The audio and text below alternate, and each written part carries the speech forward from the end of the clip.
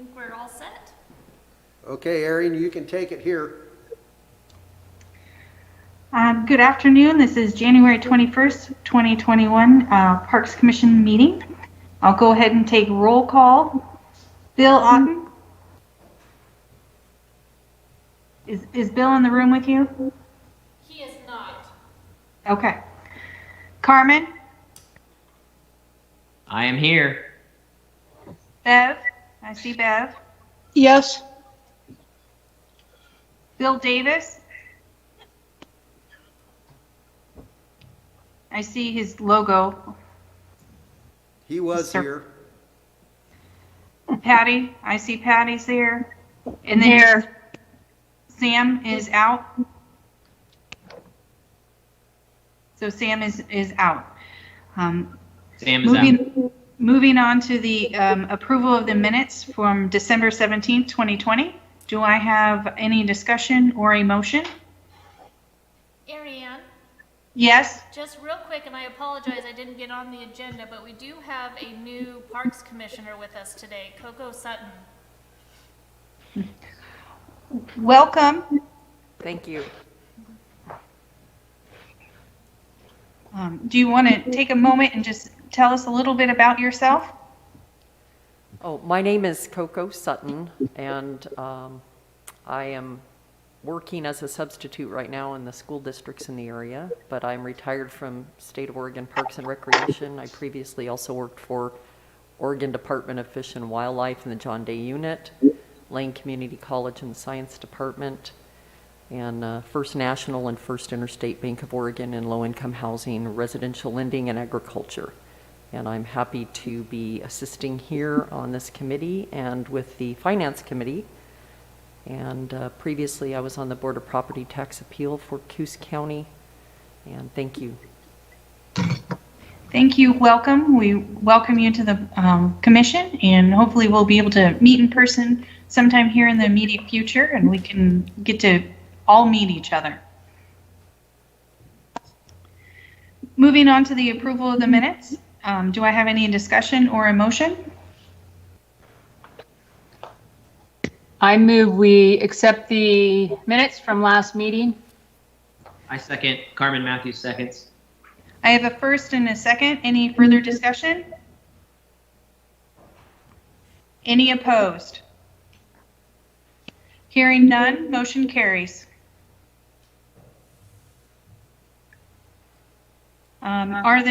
Randy, is there any citizens or public comments? Well, Mark just walked in. Mark, do you have any? Are you good? I'm good. Okay, Mark's good, so go ahead. Okay, so hearing no citizen input, we'll move on down to item number 4, Pirates Court.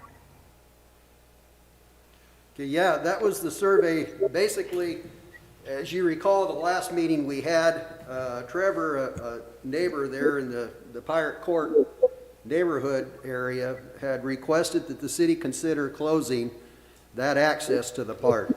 So based on that, we kind of wanted to see what the input was coming from the neighborhood on their responses out of that. And we received a few negative responses, not positive, that Trevor was inciting. So that opened up the door for us to reach out, and it was recommended. I recommended to everybody that we reach out about a half a mile circumference of that access to make sure we get everybody's opinion.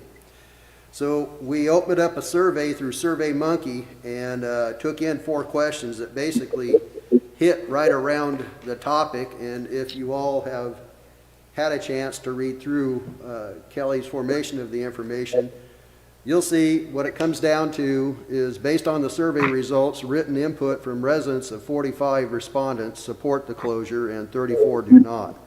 Approximately 57% support and 43 oppose overall. This went out to about 900 residents, and we only had, I believe it was 90 total response coming back, so it's only like 10%. Generally speaking, from a parks hat, you always want to encourage access to a neighborhood park. So I'll leave it at that and then listen to You're all chimes. I'd like to open it up for discussion, and I'd like to hear what everyone else has to say. But my thought is I would really like to do a master plan for the Empire Lakes area and decide about openings and closures of access points based upon that master plan, not necessarily the neighborhood involvement at this time.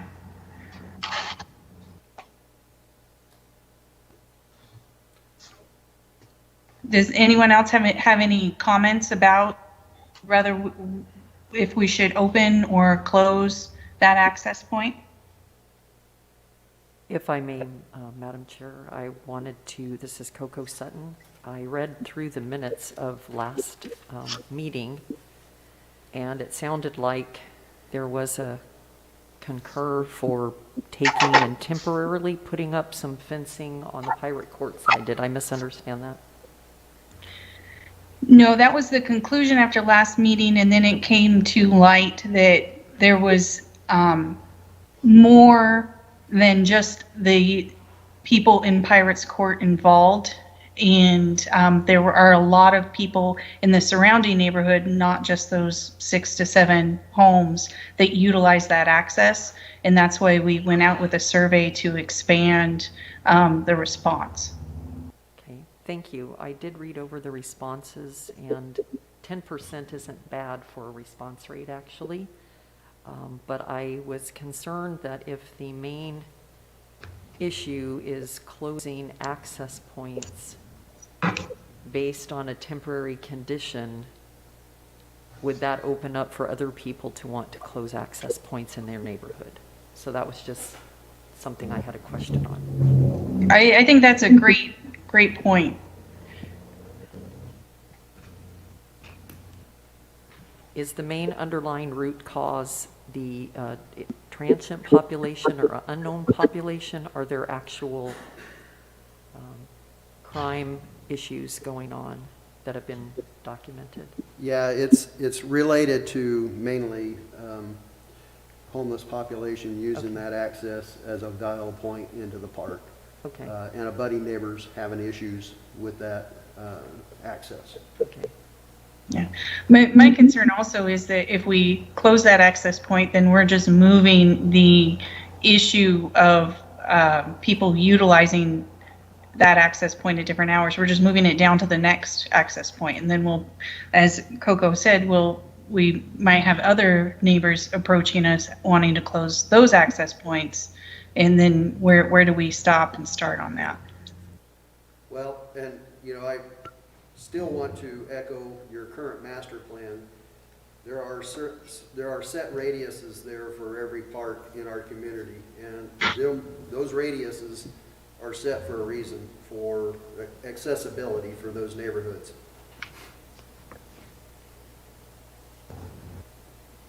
Yes.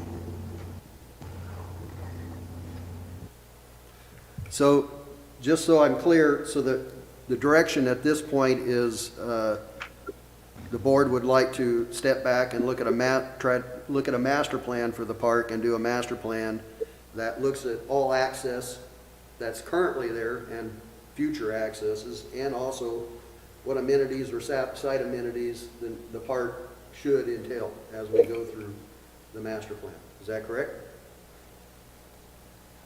I concur with that. I concur. Carmen Matthews concurs. Yeah. Yes, that's my preference. So at this time, we will not close that access. We'll keep it open and move forward with a master plan for the park. Randy, do you need a full motion on that? Please. I make a motion that we put a pin in closing any access points to the Empire Lakes Park complex until we have reviewed a master plan and move forward with the discretion of the master plan. Carmen Matthews, second. Any further discussion? Let's see. Any opposed? Hearing none, motion carries. Moving on to Mingus Park baseball field. Yeah. Randy? Yeah, we have Henry here from Northwest Fitness, and he's going to give us a proposal on what his recommendations are for the facility. Henry, come on up. So, Kelly, did they get a copy of this? They did, yes. So everybody has, pull that mic down to you there. There you are. All right, is that better? Yeah. So everybody has a copy of kind of what our outlay is, what our plan is, and kind of what actions we see available for us to take. Just to give a brief outline of a couple of things that led us to this. We have a pretty strong presence in the local youth sports community here. We would like to expand what our offerings are here in Coos Bay directly. To do that, we need facilities to accommodate it. North Bend has Clyde Allen Field. They're able to host a number of events, but it is congested in terms of use, and so we can't make anything available there. What we'd like to do is start bringing in baseball tournaments. We'd like to bring in the revenue and business that comes with that into the downtown corridor.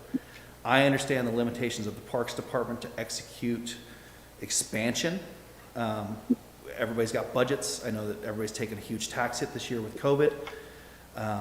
Maintenance, management, all of those things all have a set cost. Our proposal is to let us do that work. We want to do a consignment that allows us to directly build the improvements and leave them as assets with the city when our lease expires. It works out great for us because it allows us a way to utilize the space more effectively. We think that it'll clean up the area, not just the direct area where the park sits, but the outlying areas, because we will increase the overall traffic to it. And I put through all of the numbers for economic analysis through an in-plan statement, and they came back really favorably. I don't know what the current return for the local community is on the park as it sits, but I know that we can generate upwards of almost $2 million a year in local revenue for taxes and businesses through the expansion of the use. We've got support from the Portland Diamond Project up in Portland, which is our regional advocate for a professional sports baseball team here, to where they would love to have a facility that would accommodate their needs to come down and play exhibition games. We have lots of models built through Cellular One Park down in Medford on how they utilize giant sports complex fields to host these tournaments.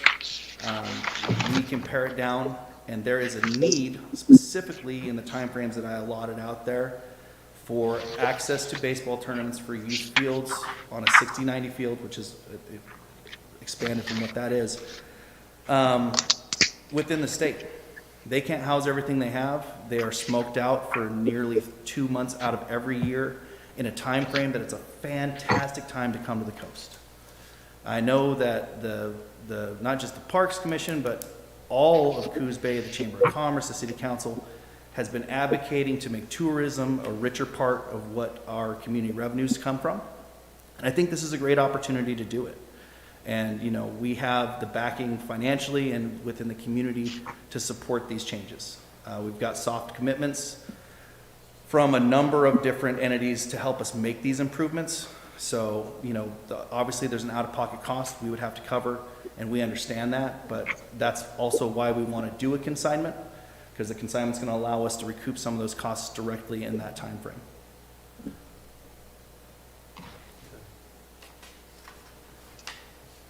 Any questions?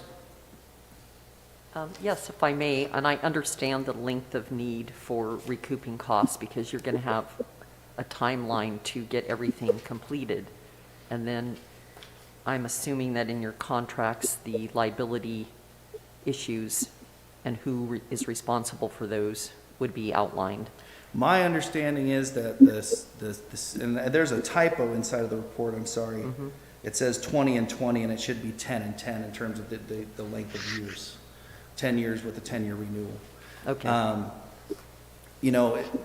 Not dissimilar to Tioga Sports Park with Coos County. Mm-hmm. how they have a land lease for the improvement of the land by Beaver Creek, or by Beaver Hill, or by the dump. You know, something to that effect, yeah, we would take on the cost of power and the lights, the insurance on the field, the maintenance on the field, and that would alleviate the burden of the city for that as well.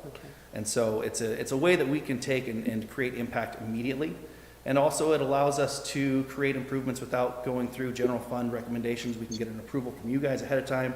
This is the spec, and then we can privately hire and contract that work.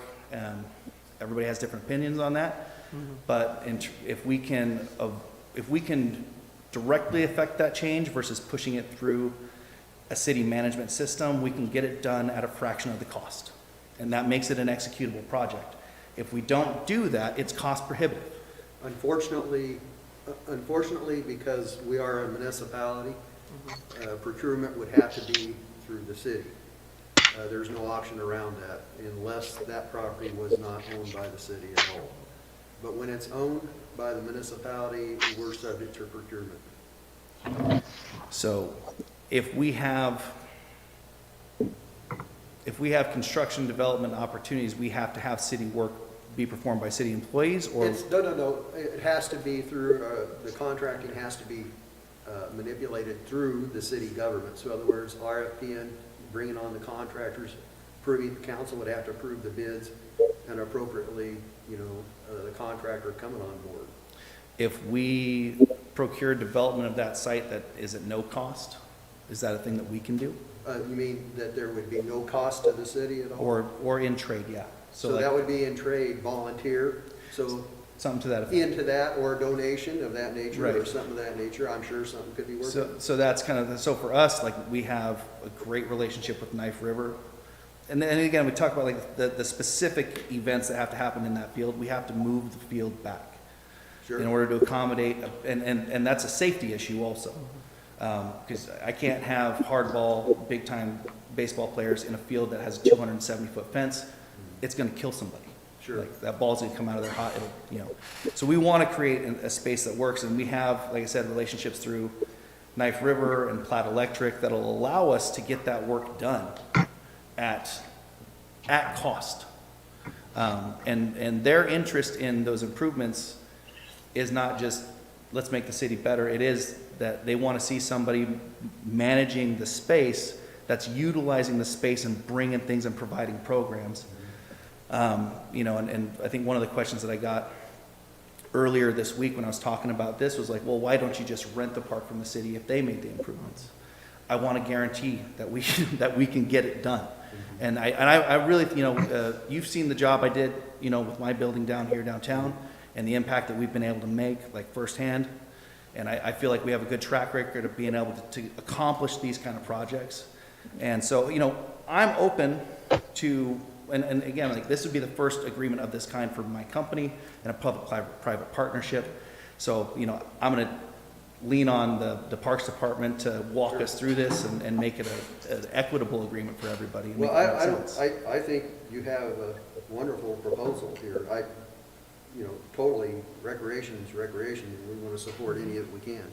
Thing of it is that we've got to also be concerned with is what use currently is that field being used for. It's limited, you're right, but it's being used for Little League right now. And in our master plan, I don't know if you're aware of it, Henry, but we were looking at a club ball field development, major 5-field, 4-field, full field, and make it multi-purpose complex. And that's what the Parks Commission is currently working on. So I see that there could be a bigger, better picture here in a partnership moving down the road. Well, I've followed a lot of that stuff, and I think that there is a piece of this for me that project getting finished is just going to add to the things that we can do. I think that diversifies how, and this is another piece of this, is if we can, realign this field and make this field work in that respect. And the proliferation of sport in this area only benefits my business. It doesn't benefit me to hold anybody back or to prohibit Little League from utilizing space. We just organize, and not to say that it's not being done well, but we just organize it better because that's what we do. That's 100% my job, is sports development organization. So, we have staff dedicated to just arranging leagues and developmental stuff. So I think that that's a good thing that we can accommodate. That said, we can make sure that when they're using those spaces, we're getting enough return on that to make sure that the maintenance of the field doesn't leave it dilapidated or uncared for. And also the continual maintenance of the hours that they're not there. Because it is a thing where we would, we want to protect our investments, and we want to send staff down there and make sure that there aren't homeless guys camping out. Sure.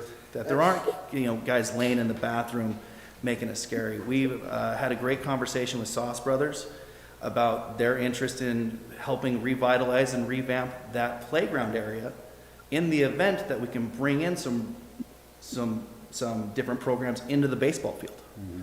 Because they see that if you could get it cleaned up and you could make it nice down there and you could get traffic down there, we would love to sponsor a park. We would love to sponsor new playground equipment. Mm-hmm. But, when the people that utilize those spaces are uncomfortable going through them because the only traffic is vagrant traffic, there's only one way to clean it up, and that's to get people down there that are invested. Yes. And so, I know that there's other stuff down the road in addition to what you guys have proposed up there, which I think is going to be a great use of local community free asset stuff when we talk like Boys and Girls Club or Coos Bay Little League or North Bend Independent League and all these different, I think there's, Puerto has a fantastic youth soccer program that they'll want to utilize those fields. But in addition to that, if we can anchor something here, we're interested in developing a 3 to 5 field complex out by Beaver Hill. Is the best place right now for us to do that. That would allow us to triangulate some things. Mm-hmm. And, the end goal for us being hosting 16 to 24 team tournaments, primarily based on how much lodging we can accommodate in our local area. Mm-hmm. And the influx on those numbers are upwards of 8.9 million a year in the end revenue, new income to the county.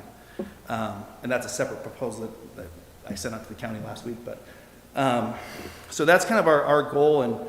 And for me to do some things like that, which are investments we'd love to make, we need to anchor and develop the program. And as the city grows, as the park infrastructure grows, long-term 4, 5, 6 year projects, then we can just grow what we do, or maybe we rehome it, or maybe we change what that looks like. But just like when I first came down here, I walked you and Roger Craddock through my alley behind my gym. And it's full of dumpsters and human refuse and power boxes. And I walked through and I explained to you guys a vision of what we could do with 2nd Street Court. I said, we'll put a pedestrian walkway and it'll go down to this great mural that you got planned and you fought to get that. I love that mural, it's great. But we'll put a pedestrian walkway in and I'll pay for a dumpster container. We'll move all the dumpsters out and we'll build courts and it'll be just like this park. I'll show you guys this park. I have HG draw me up renderings. And it's like, well, a lot of guys have plans for this alley, Henry. I don't think we can do it. 5 years later, I'm still running homeless guys out of that alley. I got guys camping out behind dumpsters. I got refuse everywhere. I take care of my alley. I clean it up. It's always spick and span back there because we clean it. I don't want Mingus Park to be that alley. I want to do this project. I want to get it done. However we need to do that to get it done, like I said, I'd like to do the way that I think we get it best done. Like I said, we can figure out how those improvements look. I want to lay them all out. I want to be able to do them in a way that's expedited. So we know they're approved, so now we just have to allocate the labor and the donations or whatever it is. Mm-hmm. And then I would like a consignment of a minimum of 20 years. Ideally, I'd want 100 years, but I think 20 is even. I'm 40, that makes me 60. I'm probably going to be done at that point doing what I do down here. And then I want to turn it over to the city and let the next guy that's ambitious and young enough to do it go out and make something great and bring cool things and events and possibilities to our city. Because the idea of an independent professional baseball team in Coos Bay is exciting. The idea of getting a AAA Legion team back, we haven't had one since the 70s, is exciting. But to do that, I need some help. And I think I can coordinate the effort. I do. So this is Ariane. I would just like to jump in here. I really like the energy and the proposal and the information in there. Of course, it needs to be digested further number wise. But as everyone knows, I'm a big fan of master plans. And I think that we're in the beginning stages of looking at a master plan for the entire Mingus Park complex. And so I think, as echoing my statements earlier, I think looking at a master plan for the entire park and how this piece could or could not fit in it, and what does it fit in our entire park's master plan as we're gearing up to redo our entire parks master plan book that we renew every 10, 20 years. So I'm energetic. I like the idea about it. But I also looking at what we've discussed on different sports complexes throughout the park system as a whole, and then also looking at the future of Mingus Park in general. I like the energy, I like that, but I do think that we need to look at a master plan for the entirety of Mingus Park and our master plan for the parks complexes of the city of Coos Bay. She's referring to the comprehensive plan and a site master plan for Mingus Park. Correct. Are you aware that Mingus Park, the park itself has design already concept for what we're going to be doing, so we're going for grants for the other side. To tie into those parks and that master planning, I think that the Chairman Arian is talking about is the overall site plan for that too.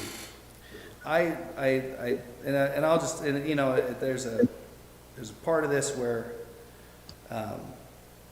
as a private individual, not a nonprofit entity, just a private man that runs a business, we're much more agile in how we make decisions. You know, I'm offering you a $250,000 grant to fix your park. That's in the end of the day, that's what this comes down to, is I'm going to go and I'm going to allocate the money, I'm going to find it, I'm going to figure out how to get people to donate it, I'm going to build the project. To me, instead of going out and trying to find grant money to build something that you don't know if you can go get, I got a bird in the hand. What can I do around this? We had a commitment from Red Bull to do a downhill soapbox derby race down 10th. If we could host 250 booths, I can host 250 booths in Mingus Field. As a private entity, I can carry the insurance on it. I can make it work. I can reserve the dates I have to have. Because they'll give me dates I have to have. So I have to be able to just tell everybody, the park's closed at it. Whatever you want. It doesn't matter. This is it. Because I'm going to bring $700,000 into our community and host this great event. We can coordinate it with concerts. We can coordinate it with the things that already exist in the park. Plans are fantastic, just like we talked about. It's like that alley, man. Everybody's dreams and hopes are fantastic. But what can I do? Like, I can do something. And that's kind of where I'm at, and I understand. It's kind of weird, I don't know where to look because everybody's on two different screens, but you know, I understand Commissioner Lyon's concerns. And that's just that would just be my response to it, is that, you know, plans are great. Plans are great until I'm just a private citizen out there cleaning up an alley and running off homeless people and wondering why my Little League kids can't even get onto the field to practice because they got to walk over zombies.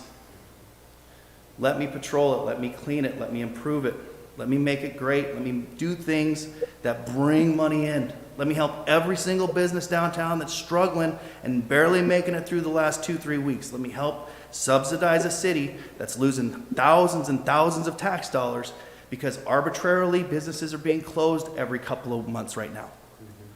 Like, and that would be my plea to it. And, you know, just like anything else, nothing comes for nothing. So there is a piece of it to our end. I am a businessman. I do want to recoup costs. I do stand to make a substantial amount of money in the process of it. But that's all hinged on my ability to execute it. It's not guaranteed. It's not free money. You know, it's a gamble for me as well. And I gambled on Coos Bay 5 years ago, It's worked out fantastically for us. I'm ready to double down and gamble again on it. Well, I do appreciate your this is Commissioner Lyons. I do appreciate your presentation, and this is a much more complex issue than what we can just discuss now. So my recommendation is that the Parks Commission will probably do a separate commissioners meeting where we can discuss this detail and further. But for the sake of time, we do have several more items on our agenda, so we do have to move on. But because this is a complex issue, I am going to recommend to the commission that we have a separate commissioners meeting to discuss further. Well, I appreciate everybody's time. Thank you so much, Kelly, if you can keep me in the loop as to kind of what I need to know. And if you guys have any other questions, even if you personally have questions that you want to get answered before your next commissioners meeting, Kelly has all of my information. Please feel free to contact me. Randy, you know where to find me. I know where you're at. But thank you guys so much for your time. I really appreciate it. Thank you, Henry. Thank you. Thank you. Yeah, on this, since, Arian, you're talking about it already, let's set a date if we can for the meeting. We're supposed to, council wants to hear your remarks on this at the 26th work session. So if we could maybe, before the 26th next week, as a group, have a quick meeting to discuss the points here and what your recommendation would be at the 26th. And I think, Arian, you should attend with me I think this area is like a whispering to that meeting and give of have insight. volume. I am available tomorrow, Friday, virtually any time except for 11 to 1. I don't know what everybody else's schedule is like. So I'm busy in the afternoon. I can't really do it. How about Monday? Okay. Has anybody got any time on Monday? I'm working, but I had a list that I already prepared of questions that I had relative to your current master plan and the fact that your master plan is expiring. Yes. And if it would be possible to know who I send those, Or Kelly. So, okay, those questions to. I looked this over, good. even in preliminary state, Sure. because Send most, everything you have over to Kelly or me. You have Okay. our emails. Right. And then this topic here is going to be separate from that. This is going to be just what he's proposing here to Right. what to do that we need to have the get together okay, on. because there were several questions I had with respect to his proposal And how it fits in the master plan. versus the old master plan and the needs assessments that you have done over the Okay. years. So if that's okay, I will, Yep. okay. Thank you. So back to a date. Does anybody have any other date? What about the day of the 26th? What time does council meet? They're meeting at 5:30.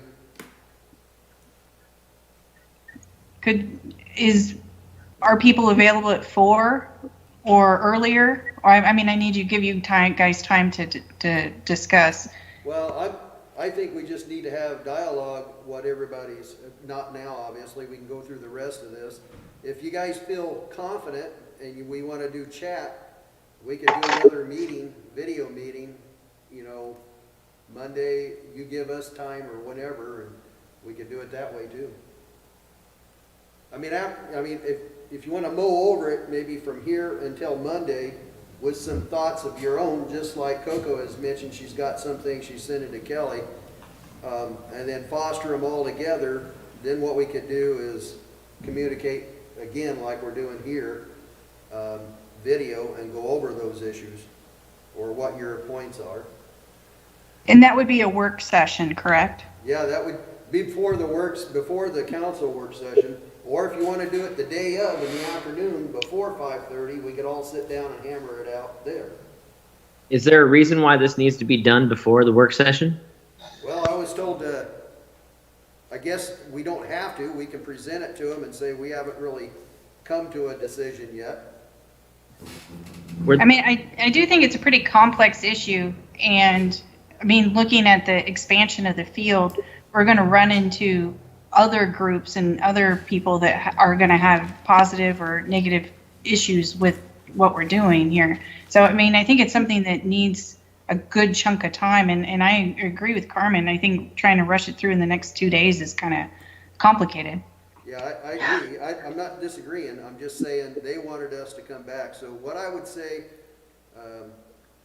on the 26th is maybe a member, Carmen, you're gonna be there, so, you know, we could also just say, hey, there's just not enough time. We need to really think through this, so we need more time, and propose to this over into maybe a work session in February with council, after we've had time to digest it. Everybody agree? Yeah, I tend to agree. The other thing we could do is maybe give them an update that we've heard the proposal and we need time to digest, but maybe schedule a joint meeting with the Parks Commission and the City Council. I like that idea. Because, you know, I know the Planning Commission does that quite frequently, but the Parks Commission, to my knowledge, at least while I've been on here, has never met with the City Council. And I honestly would love to hear what other councilors have to say about the proposal. So maybe I realize that we're here to kind of digest the information before it gets to council. Right. But at the same time, there's a lot of issues that will come up with the council that, you know, I haven't even thought about yet. So, I don't know, just something to throw out there. Well, I think it's worthy of a partnership meeting to go over this. If that's where we want to go with this, then at the 26th meeting, you're there, Carmen, and I'm there. We can just simply say that this is a very big, complex offer here, and it needs due diligent time to weed through all the complexity of what the request is about. And Yeah. and that needs to be between both the board and council to discuss. Yeah, I think that would be good, and getting, if they're comfortable a little bit, like if the council is already like, no, we don't want to do this, then, you know, then we don't necessarily need to dive right in. But if they're like, this is an entertaining idea, then I think the joint work session would definitely be beneficial. Well, my concern is, and I've shared with you, Arian, that when you get into these private government partnerships, it's private one way, and he said it. The reason why he's not doing it for the love of the sport. He's got to make money. Yeah. So in what we do in recreation is deliver recreation at pro quota, least expensive possible way possible to our community. And my point is, if we do what he's wanting to do just to that one ball field, there goes all the use, I think, because you don't have Little League playing Major League AAA ball fields. So there goes our only field that we could have Little League on. So I'm just saying that. Yeah, you know, I'm always hesitant of PPPs. There's good ones and bad ones out there. Some success stories and some not so great ones. But especially given that he wants such a long-term commitment, it's definitely something that we need to spend way more time reviewing. Okay. Yeah, I agree. It's an interesting proposal, but we all need to recognize that we are dealing with not just a ball field, but this is the people's property. I mean, this ball field belongs to our entire community, and so that's why it does warrant time and thought, and we can't just make a decision very quickly. So this is, for me, this is something that we need to really digest down. And, you know, meeting with the council, it might just go, it might save us time. They might say, hey, I don't know about, I don't think that this mixes. Or they might say, no, this, and like you said, Randy, no, this is interesting. Let's see what we can make happen. I mean, because personally, I don't want to turn down any investment in this, in our infrastructure. But, you know, it's very complex. So let's give it the proper time. Well, and, you know, just, the only thing I'll point out here on this last comment I have on it is, you know, that was the reason why I was trying to let him know we were looking at, you know, the development of a clover field, so that, you know, rather than he run it, he would get lease time like anyone else and pay his fees. And many municipalities, many park and recreation do it just like that. I don't know if any of you, like I told you, me coming from Bend, Oregon, we are avid at sports fields out there, and I mean, that's how you do recreation. You would have AAA teams. Vince Guinness Stadium is a AAA ball team, and it's a recreational facility. But we did not turn loose that facility until we had established our clover fields for the community first. And then we went to a lease agreement with that field, with that private entity. Everybody was happy. That's okay. That is a really interesting piece of information. So on top of this, and I want to still say here, and I'm still going to say that this part, Mingus Park, we worked hard to go where we're going now with the plans that we have in play moving forward. Now, who's to say, because we haven't done anything master planning on the other side of it, the property. We've all talked about that location of the ball field not really being the ideal location in where it's at. I had a couple of comments when I read this. When I was looking at your master plan, because you do have properties that are undeveloped, just like every entity of municipal or government land. The question I have is highest and best use when you have people that already put in a skate park or a tennis facility and you're ripping it out. You're going to have public comment issues, and you're in a neighborhood where access and egress for traffic, even if it's only sporadic events, is going to raise its head. So my first question always is, it's a great idea to look at having people come here and have events or concerts or other uses on public lands. Burning Man is a good example. If no one has looked at that, there's a lot of nuggets in that. But at the end of the day, it is public land. You do have to go through contract law. You do have to have a budget if something falls through, if their business goes under or whatever. But sometimes the highest and best use might be a site that is undeveloped, and then you can bring your partners in and start from scratch to get what they want without having to burn through those other things and alienate people. That's just my 2 cents. Sure, and just to cap all this off, if he's talking about the influx, even if it's only like a 90-day period, and you're in a residential area, and this is adults playing Major League, from past experience and my experience in recreation, no matter what, alcohol is usually a sideline to most of those activities, and being down in a public area of a park that we know we have mixed families using, I'm not certain that's the location for the activity. But I'm going to leave it there. We can talk about this more. We got plenty on here to move through. So I agree. We got plenty to work on. But thank you, Coco. That was good information or good input. Okay, so Randy, let's go ahead and table this for further discussion and then move on to the gates at Upper and Lower Empire Lakes.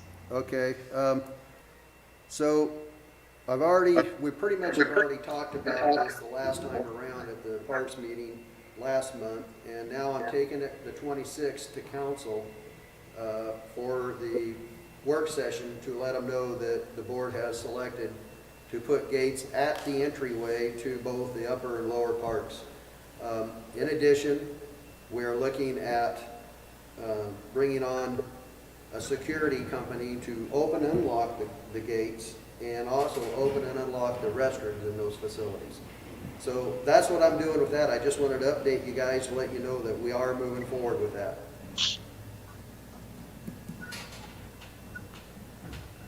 And then on the status of the sports complex, this is going to the 26th too as well.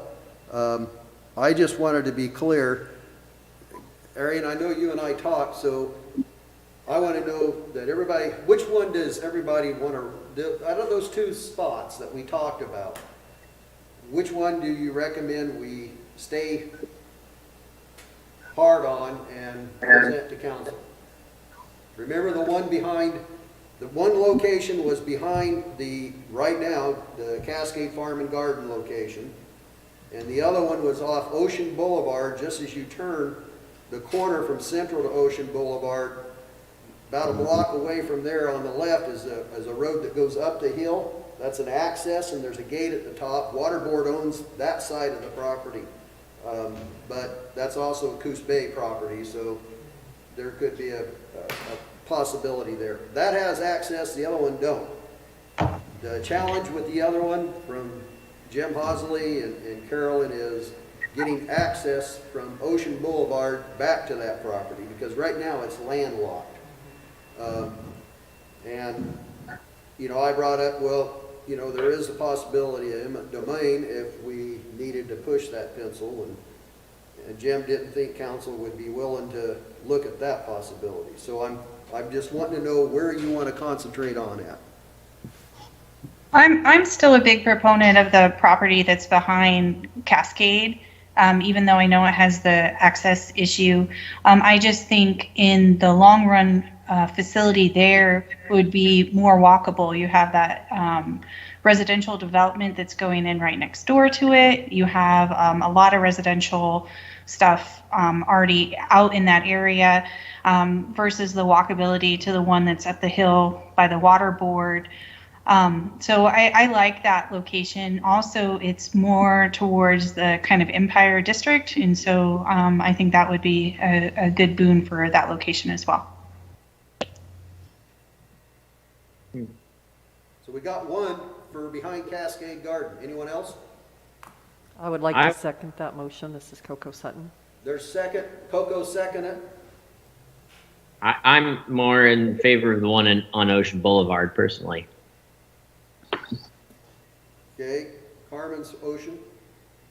Mostly because it's closer to downtown, and I realize that there's going to be, you know, the big development that's going on behind Cascade there, Lindy Lane Park. There's a lot of merit back there. However, I'm also interested in what happens in this little zone. I mean, if it's truly something that the water board will be willing to let us do, that's interesting. I mean, I'm not saying that I'm for one or the other necessarily, but I'm intrigued by the one off of Ocean Boulevard. I'll say that. Okay, well, you prefer Ocean Boulevard, but you would fall on Cascade Farm and Garden too. Yeah, because I understand the you know, there'd be a ton of families down there behind Cascade in the Lindy Lane development. Well, let me cut you off there for a minute, Carmen. Then why don't we just say that Cascade Farm and Garden is our pro-choice to go with, and the only way that we're going to subsidize that with Ocean Boulevard is if we can't get, if we don't see a possibility of getting access there, or council does not want to take that issue up. Is that agreed? Yeah, I mean, yeah, I can see that. I mean, because the only, in my opinion, if we could get Cascade Farm and Garden and you can get FedEx working with you, you can move that light down 250 feet and put a nice access in off Ocean Boulevard on the corner rather than in the corner, so that you can see both directions of traffic. Sure. Okay. Hey, so, I'm in a meeting. Can I catch up with you? yes, I want you to go here with me. So, what are you doing on Tuesday nights there, Randy? This Tuesday, I can be You know- available. You have such a great working knowledge on the lands that we have available to the city in terms of what we're trying to work with. And I find that at every city council meeting, I'm looking at the ArcGIS map system to look at things and come up with unique and creative ideas for solving problems that are, you know, in terms of, you know, finding locations for things. And you have really creative ideas on how to make things work. And it would be amazing to have these conversations in front of the council sometime.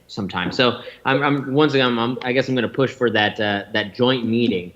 But everything that I've tried to say with this plot of land where the new development is going, and the egress and the ingress kind of issues have seemed to come up to roadblocks. But you seem to think that they're not insurmountable tasks.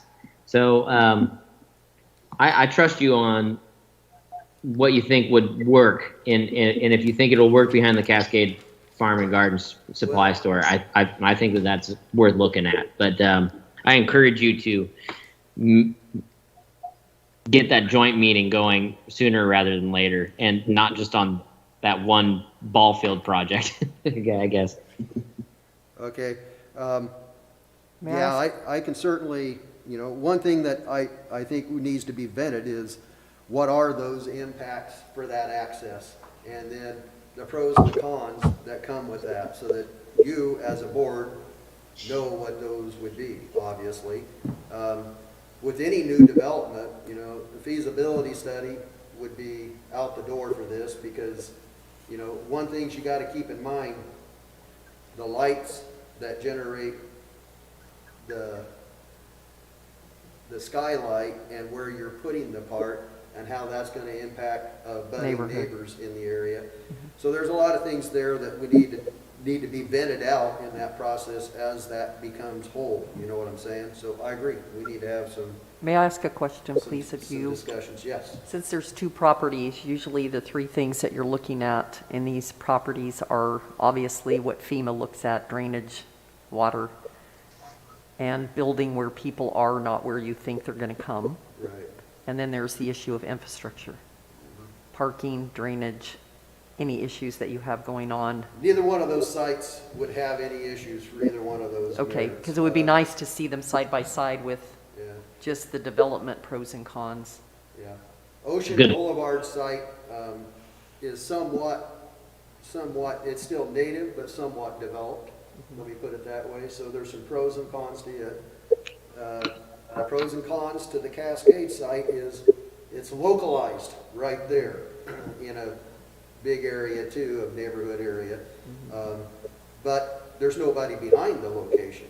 So now there is another planned development coming in that Carmen was leaning to, but that's a private development, and we have since vacated the right-of-way that could have accessed down through there to that other property. We would add across one more property, but I think that argument would have been easy to do.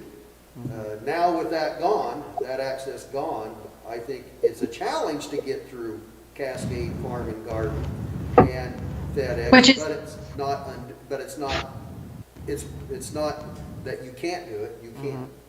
And what about expansion on the water board? That would have to have a conversation with the water board. The city owns the property, so. I know, but- It would be a conversation with them, it's in their management, but it would be in a conversation, I think from that standpoint, Homeland Security in terms of, water and safety of that water, that would have to be concerned and dealt with, from a standpoint. So either way, I guess I can be open for either. But I think you're right, Carmen, we need to have a sit down with council and go over both the pros and cons and the reality of it. Yeah, because what I'm seeing from a planning standpoint is, the city council might have an idea about where they want to focus on next, and we might be going the wrong route.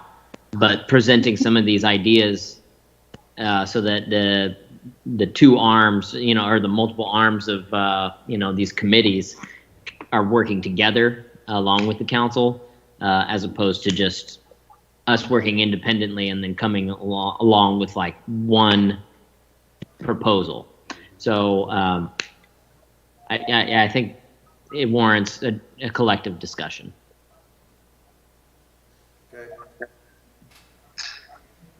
All right, so we will set up, I'm gonna try to set up a time that we can work with council and just watch your emails.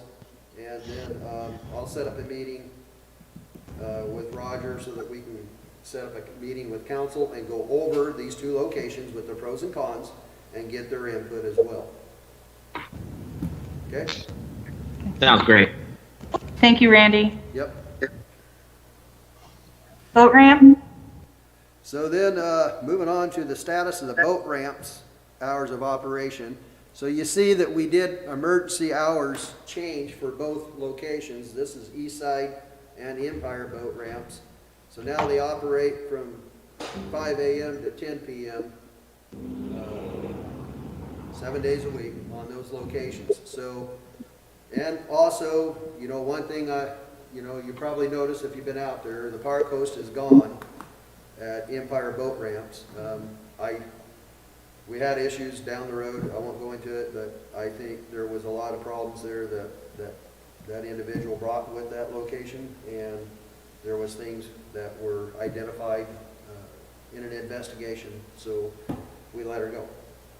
And things are picking up, cleaning up there a little bit better. And what we're doing now is backfilling that cleaning and sanitation with temporary employees, because we don't have to pay the park host.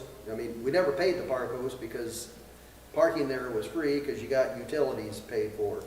But if you look at every park host site, it's not really free because we pay $500 a month for those utilities. So we're putting that money into temporary workers that work 2-3 hours a day, 5 days a week to keep them clean and make us take care of those issues. So we're handling that direction. May I ask, I believe the Oregon Department of Labor indicated that hosts that get in kind, you also have to cover for workman's comp if That's they're correct. injured. So it is a cost There is. of that if something happens to them. You bet.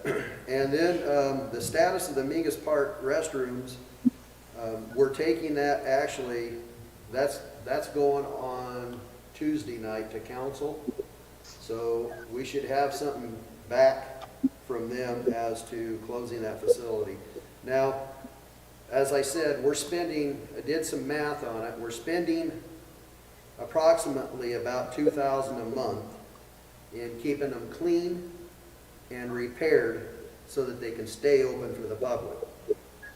To put 2 porta potties down there, one ADA and one regular one, and a wash station, it pencils out to about $1,600 a month. So we're saving about $400 by closing that one and putting the porta potties out until we get the park rehabbed the way we want it. So that is in the queue to go to council, so I'm just letting you know that.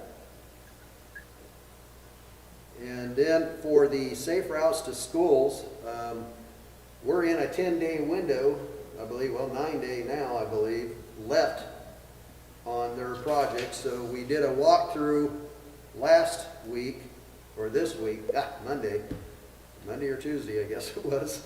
But anyway, they had a pretty long punch list items to go through, and they have been dealing with it and taking care of it, but it's coming together. And I don't know if you've been out there, but well, I know you have, Bev, you drive it all the time, but if you're out and about, toot your own horn and take a drive through there and see what your roads look like there. I don't know about tooting our horn. We've finally got our truck back since October with a 1-car family. We have our transmission working, but the problem is as of yesterday, there are bike routes up, kind of made the road narrow, but we're doing it with the bike lanes and the curbs. I only bumped over 2 of those low access paths with our truck just to turn the corners. So instead of just a turn, now we are having to behave ourselves, but we're coming along really well. So thank you. Thank you, Beth. On the 4th Street safety improvements, sidewalk is on the sidewalk that's on the east side of 4th Street is getting taken care of now. The west side had been done on that first block between Anderson and Commercial. Now they're doing the west, the east side, and they will finish that out to the corner. And I believe by the time they get done and wrapped up, they're going to be almost ready to start the rest of the 4th Street going down south on 4th to Donnelly there like they did on the west side. And then, of course, about summer, when summer breaks, they will be right in the middle of the road rehab work. So that should wrap up here by the end of this year as well. That's it for me there, isn't it? Thank you, Randy. We're a little bit over, but does anyone have any closing comments? Any commissioner comments? I'm just sorry I didn't get on till late, but I got most of it. Well, thank you, Bill. It's good to see you. So let the minutes reflect that Bill did come into the meeting. Yeah, Oh. I had to find my laptop computer that works. Understandable. So I think it's really exciting to see so much activity and so much discussion about parks going on. Looking forward to the joint work session as well as our meeting, of course, next month. And we'll just keep plugging away, but it's nice to see so much activity out there. So if no other comments, then I will bid everyone adieu and have a great rest of your week. All right. Cheers, everyone. Thank you. Thank you. See you guys. Thank you.